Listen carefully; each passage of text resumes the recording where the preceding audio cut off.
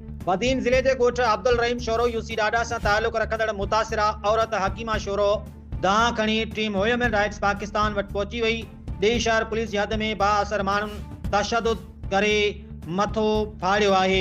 UC ॾाॾा सां ताल्लुक़ रखंदड़ मुतासिरा औरत हकीमा शोरो दांह खणी टीम ह्यूमन राइट्स पाकिस्तान जे social media centre Sindh Tando Bago office वटि पहुची वई, जिते हुन बाअसर माण्हुनि खिलाफ़ संजीदा इल्ज़ाम हया आहिनि।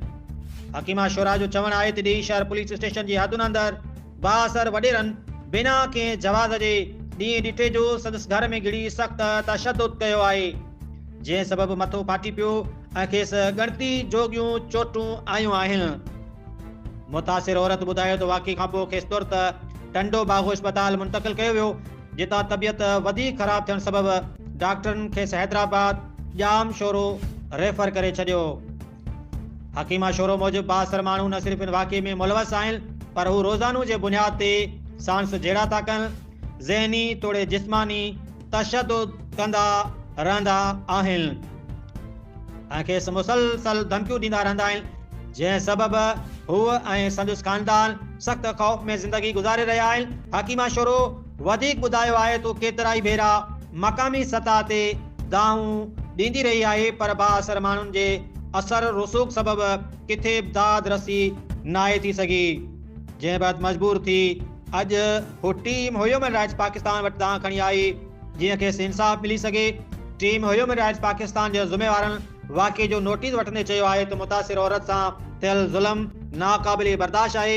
इदारे पारां लाॻापियल पुलिस इख़्तियारियुनि ऐं ज़िली इंतिज़ामिया खां मुतालबो कयो वियो आहे त वाक़े जी शफ़ाफ़ जांच कराई वञे, जवाबदारनि खे फौरी तौर गिरफ़्तार करे कानून मूजिबि सख़्त कार्रवाई कई वञे, जॾहिं मुतासिर औरत ऐं संदसि ख़ानदान खे मुकमल तहफ़्फ़ुज़ फ़राहम कयो वञे।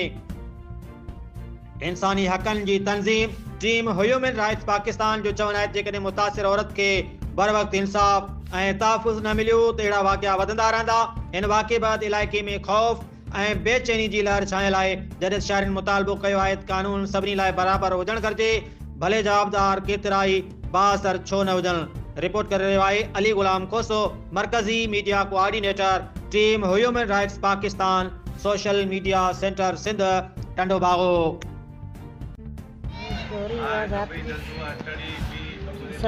इंसाफ़ कयो वञे, असांजा ज़ुल्म थो थिए, हर जो एहसान ऐं गुलाम जी सौट विढ़नि था। घर वेठे में केतिरा चकर असां हमिलो कनि था, पर उन में कोन ज़ख़्म थियनि था, मथो फाड़ी